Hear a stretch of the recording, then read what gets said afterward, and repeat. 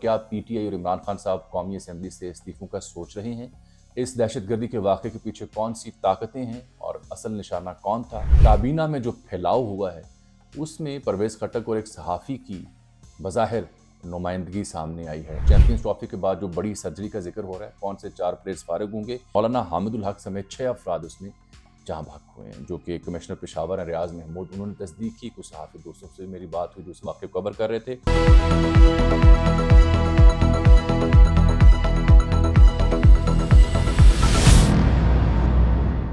अस्सलाम वालेकुम पायन, अजमल जामी ऑफिशियल में खुश आमदीद। आज जुमातुल मुबारक है 28 फरवरी 2025 जब ये खाक सर आपसे मुखातिब।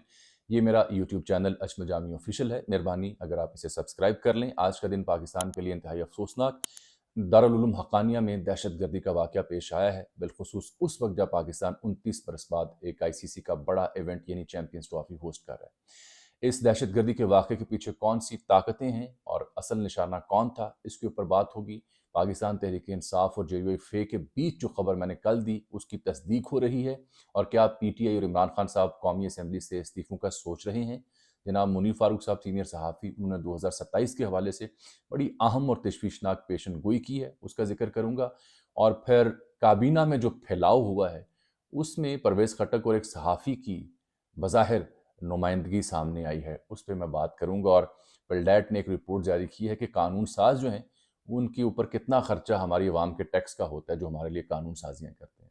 और चैंपियंस ट्रॉफी के बाद जो बड़ी सर्जरी का जिक्र हो रहा है, कौन से 4 प्लेयर्स फारिग होंगे, कुछ कहानियाँ भी हैं और कुछ हकीकतें हैं जो आपकी खिदमत में मैंने बयान करनी है। मेरे साथ आप रहिएगा। बहुत अफसोसनाक दिन है आज का, दिल दुखी है और क्यों ना हो, हर पाकिस्तानी को अफसोस है कि दहशतगर्दी का वाक़या आज पेश आया है। ये जब आप पेशावर से इस्लामाबाद जाते हैं तो रास्ते में अकूड़ा खटक का मुकाम आता है जहाँ पर दारुल उलूम हक्कानिया वाक़या है। बहुत ही कदीमी दरसगाह है। ये जो मौलाना अब्दुल हक थे, मौलाना समीउल हक के वालिद, उन्होंने इस दरसगाह को कायम किया था 1947 में जब पाकिस्तान बन रहा था। और ये बड़ी तारीख़ी दरसगाह है, इसकी कई अहमियतें हैं, इसके कई हवाले हैं, चाहे अफ़गान तालिबान से उसकी अहमियत जुड़ी हो, पाकिस्तान में सियासी और मज़हबी सरगर्मियों का ज़िक्र हो।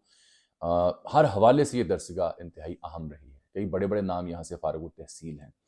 तो इस दरसगाह को जहाँ नमाज़ जुमा अदा की जा रही थी, जहाँ अल्लाह और अल्लाह के रसूल का ज़िक्र हो रहा था, लोग नमाज़ पढ़ने के लिए वहाँ खड़े थे। कौन-सी ऐसी ताकत हो सकती है, कौन से ऐसे दहशतगर्द हो सकते हैं, जो इस्लाम के नाम पर एक दरसगाह के अंदर, एक मस्जिद के अंदर खुदकुश हमला करते हैं? मेरी ज़ाती राय जिस पे मैं कायम हूँ, ऐसा हर वो शख्स, ऐसी हर वो जमात, ऐसी हर वो तहरीक, ऐसी हर वो तंज़ीम जो एक मस्जिद में अल्लाह के सामने झुकने वालों के ऊपर खुदकुश हमला करते हैं, वो दायरा इस्लाम से ख़ारिज हैं। वो मुसलमान हो ही नहीं सकते, वो किसी भी मज़हब के पैरोकार नहीं हो सकते। वो जानवर हैं, वो दरिंदे हैं, वो सफ़ाक हैं। जो भी इनके पीछे है, मैं अभी बात करूँगा कौन-सी ताकतें हो सकती हैं। ये जो मौलाना हामिदुल हक साहब हैं, जो मौलाना समीउल हक साहब के साहबजादे हैं, वो पहली सफ़ में मौजूद थे जब ये जुमे के बाद दहशतगर्दी का वाक़या पेश आया। एक खुदकुश हमलावर वहाँ मौजूद था, उसने खुद को ब्लो किया, तो मौलाना हामिदुल हक समेत 6 अफराद उसमें जहाँ भाग हुए हैं, जो कि कमिश्नर पेशावर हैं रियाज महमूद। उन्होंने तस्दीक की, कुछ सहाफ़ी दोस्तों से मेरी बात हुई जो इस वाक़े को कवर कर रहे थे, तो बताया जा रहा है खुदकुश हमलावर पहली सफ़ में मौजूद था। ये जो दारुल उलूम हक्कानिया है, इसको यूँ टारगेट करना ये बड़ा मानी ख़ेज़ है। कई अ, संजीदा सवालात उठ रहे हैं कि कौन-सी ऐसी क़ुव्वतें हैं जो मदारिस को भी नहीं बख्श रहीं, और बिलख़ुसूस एक ऐसा मदरसा या ऐसी दरसगाह जिसके साथ अफ़गान तालिबान की भी वाबस्तगी रही है। मिसाल के तौर पर मैं देख रहा था BBC उर्दू के एक पेज को, तो वहाँ से मालूम हुआ कि मौलाना जलालुद्दीन हक्कानी भी यहाँ से फ़ारिग तहसील हैं, जो तालिबान रहनुमा हैं। और मौलाना मौलवी यूनुस खालिस, उनका ताल्लुक भी इसी दरसगाह से है। और बल्कि कई जो मज़हबी तारीख़ को समझने वाले हलके हैं, वो तो इसे तालिबान की यूनिवर्सिटी कहा करते थे। इस दरसगाह का एक अपना मुक़ाम, उसकी अहमियत को उजागर किया करते थे। तो इससे आप समझने की कोशिश करें कि फिर इसको टारगेट कौन कर सकता है। नज़रें तमाम तर, इशारे तमाम तर दाइश जैसी दहशतगर्द तंज़ीम की जानिब जाती हैं, जो ऐसी दरसगाहों को भी निशाना बना रहे हैं। पाकिस्तान के जो ताल्लुकात हैं अफ़गान तालिबान के साथ, जो वहाँ पे बरसर इक़्तिदार हैं, जो हुकूमत है वहाँ पे, ان کا میں ذکر کر رہا ہوں. میں ٹی ٹی پی جیسی دہشت گرد جماعت کا ذکر نہیں کر رہا. ایسی جتنی بھی بھیانک کارروائیاں ہیں اس کا مقصد یقینی طور پر مذہبی بدامنی، پاکستان اور افغانستان کے تعلقات کو خراب کرنا ہو سکتا ہے، اور پھر چیمپئنز ٹرافی ہو رہی ہے، سوالات کو جنم دینا ہو سکتا ہے. میرے لیے، ہر پاکستانی کے لیے آج کا دن افسوسناک ہے. یہ جو واقعہ پیش آیا، اس سے پہلے مولانا سمیع الحق جو تھے جمعیت علماء اسلام سندھ کے سربراہ، وہ بھی 2018 میں قتل ہو چکے. اسلام آباد پنڈی میں آپ نے دیکھا ہوگا، تصویریں سامنے آئی تھیں. کیا ذکر ان کا کرنا ہے، جو بندہ اب دنیا میں رہا نہیں ہے. اب ان کے جو صاحبزادے تھے مولانا حامد الحق، یہ نہ صرف نائب محتمم ہیں بلکہ یہ جو جمعیت علماء اسلام سندھ جسے ہم کہا کرتے ہیں، ان کے سربراہ بھی ہیں، اور یہ 2002 سے 2007-8 تک MNA بھی رہے ہیں. تو 57 سال ان کی عمر بتائی جاتی ہے. یہ جہاں بھاگ ہوئے ہیں، شہید ہوئے ہیں. انا للہ و انا الیہ راجعون. بڑا دل دکھی ہے. کوئٹہ میں بھی جان محمد روڈ پر ایک دہشت گردی کا واقعہ پیش آیا، جس میں 8-9 افراد زخمی ہوئے. ایک موٹر سائیکل ڈیوائس پر دھماکہ خیز مواد نصب تھا. یہ تمام جو ایفرٹس ہیں، یا ایفرٹس تو نہیں مجھے کہنا چاہیے، ایسی جتنی بھی بھیانک کارروائیاں ہیں، مقصد پاکستان کو ڈی اسٹیبلائز کرنا ہے. اس سلسلے میں اور زیادہ ضروری ہو چکا ہے کہ تمام سیاسی اور مذہبی جماعتیں مل بیٹھیں، حل نکالیں، تاکہ ایسے دہشت گردوں کا بندوبست کیا جا سکے. اور یہ تبھی ممکن ہے جب تمام قوتیں مل کر اتحاد کے ساتھ آگے بڑھیں گی. دعا کریں اللہ میرے ملک کی خیر کرے. اب ذرا سیاسی موضوعات کی جانب میں آ جاتا ہوں. میں نے خبر آپ کو کل دی تھی کہ جو پاکستان تحریک انصاف اور JUIF جو اپوزیشن کی کانفرنس ہوئی تھی، اس کے بعد میں نے کل آپ کو یاد ہوگا خبر دی تھی کہ مجھے نہیں لگتا کہ JUIF PTI کے ساتھ ملے گی. اور میں نے اپنی معلومات کی بنیاد پہ کہا تھا کہ JUIF پارلیمان کی حد تک تو PTI کے حق میں یا جمہوریت کے حق میں بات کرے گی، لیکن عملی طور پر ان کے ساتھ ملتی مجھے دکھائی نہیں دیتی. اس کا ثبوت پھر جو کامران مرزا ہیں سینیٹر، انہوں نے بھی دیا. انہوں نے ایک پروگرام میں کہا کہ PTI کے ساتھ سڑکوں پر آنے کا ہمارا ارادہ نہیں ہے. یہ انہوں نے کہا ہے. اچھا، اس کے بعد جو اگلی خبر ہے وہ بڑی دلچسپ ہے. تو پھر اس سب صورتحال کو دیکھتے ہوئے کیا پاکستان تحریک انصاف قومی اسمبلی سے استعفوں پر غور کر سکتی ہے؟ اب تازہ خبر یہ ہے کہ ہاں، اس پر غور ہو سکتا ہے، کیونکہ جب آپ احتجاج بھی نہیں کر پا رہے، قومی کانفرنس بھی اپوزیشن کی صورت میں نہیں ممکن ہو پا رہی، جمعیت علماء اسلام جو ہے وہ بھی اس طرح سے آپ کو سپورٹ نہیں کر رہی اسٹریٹ پاور کے ساتھ، تو پھر ایک سیاستدان اور ایک سیاسی جماعت کے پاس جو آپشنز بچتے ہیں وہ احتجاج کے بچتے ہیں. احتجاج سڑکوں کے بھی اوپر ہوتا ہے، سڑکوں سے باہر بھی ہوتا ہے، ایوان میں بھی ہوتا ہے، ایوان سے باہر بھی ہوتا ہے. تو کچھ حلقوں کا یہ ماننا ہے، جس میں نجم سیٹھی صاحب بھی شامل ہیں، کہ قومی اسمبلی سے استعفوں کا PTI سوچ سکتی ہے. جو میری انڈرسٹینڈنگ بنتی ہے اس سے پہلے وہ یہ ہے کہ چونکہ ماضی میں بھی اسمبلیوں سے استعفے دیے تھے خان صاحب نے، اور اس کا فائدہ نہیں ہوا بلکہ سسٹم چلتا رہا، لمبا ہو گیا، تو اب شاید اس پہ غور کرنا مشکل ہو.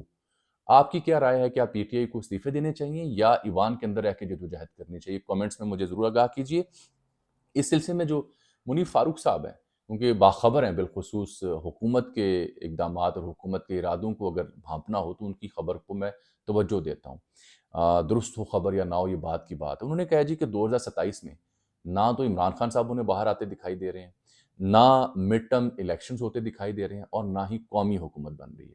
تو اگر یہ بات بھی درست ہے تو پھر جو میری پہلی جو نکتہ میں نے اٹھایا ہے استعفوں والا، اس کو اس کے ساتھ جوڑیں تو سمجھنے کی کوشش کریں کہ یہ آپشن مزید پھر روشن ہو سکتی ہے. یہ بات تو یہاں ہو گئی ختم.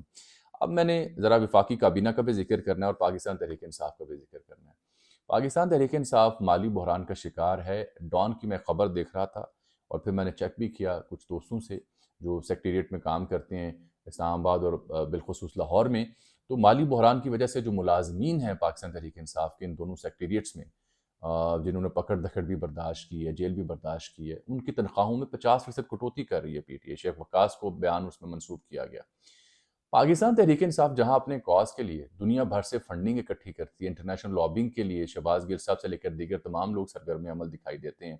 پاک پیک نامی جو تنظیم ہے امریکہ میں، وہ مختلف سینیٹر سے، مختلف کانگریسمین سے جا کے ملتی ہے، تو ظاہری بات اخراجات تو آتے ہیں.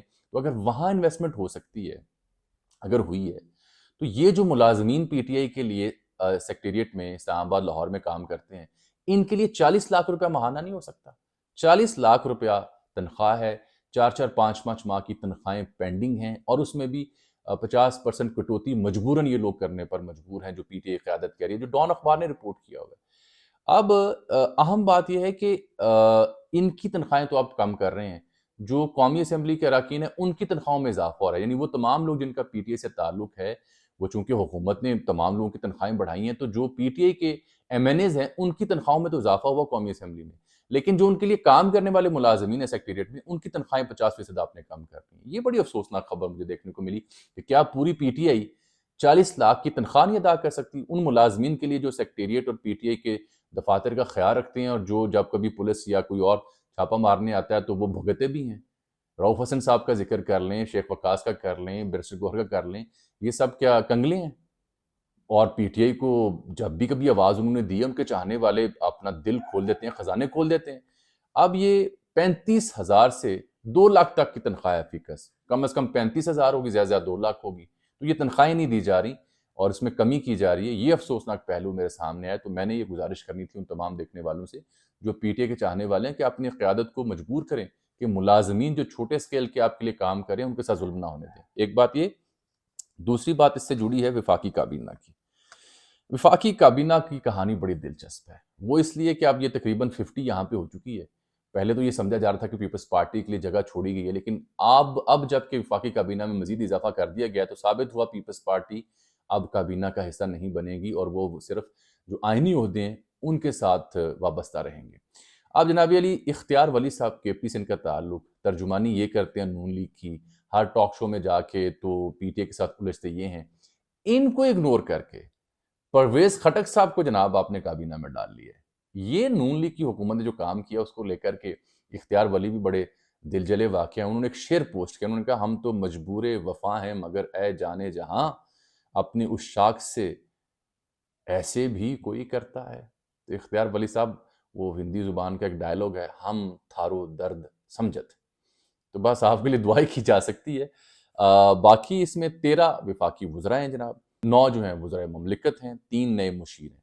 میری نظر اس کابینہ کے پھیلاؤ میں صرف 3-4 عہدوں پر ہے، باقی لوگوں کو میں ظاہری بات ہے روایتی سیاستدان حنیف عباسی ہوں، طلال چودھری ہوں، معین بٹو ہوں، مصطفیٰ کمال ہوں، سردار یوسف ہوں، سب کو کھپا دیا گیا ہے اور کابینہ پھیلا دی گئی، طارق فضل چودھری ہوں، برسٹر اکیل ہوں، سب کو وزیر مملکت بنا دیا گیا۔ میری نظر 3 عہدوں پر ہے۔ مشیر جو ہیں نئے جو آئے ہیں 3، ان میں ایک ہیں پرویز خٹک۔ مجھے نہیں معلوم کن خدمات کے عوض ان کو یہ عہدہ دیا گیا ہے، اور پرویز خٹک صاحب نے پی ٹی آئی چھوڑ کے اپنی جماعت بنائی، تمام الیکشنز ہارے، اپنی جماعت کا بھی بیڑا غرق کیا، عمران خان کے اگینسٹ کے پھر بیڑا غرق ہوا۔ اب وہ کابینہ میں آ کے کیا سمیٹ لیں گے، کیا کھٹ لیں گے، کیا کیا انہوں نے یہ عہدہ لے کے؟ کیا ان کی شان تھی کہ پی کے وزیر اعلیٰ تھے، عمران کے انتہائی معتمد تھے، اور اب کہاں آن گرے؟ دوسرا نام جو ہے میرے ذہن میں جس کے اوپر میں نے بات کرنی وہ اون چودھری کا ہے، جو سلمان اکرم راجہ سے لاہور سے جیتے ہیں۔ اون چودھری صاحب بھی آگے ہیں کابینہ میں، اللہ علیہ تانوں کابینہ چاند دی لوڑ ہے گی سی کی مل جائے گا تانوں۔ اور تیسرا نام جو دلچسپ ہے وہ حذیفہ رحمان کا ہے۔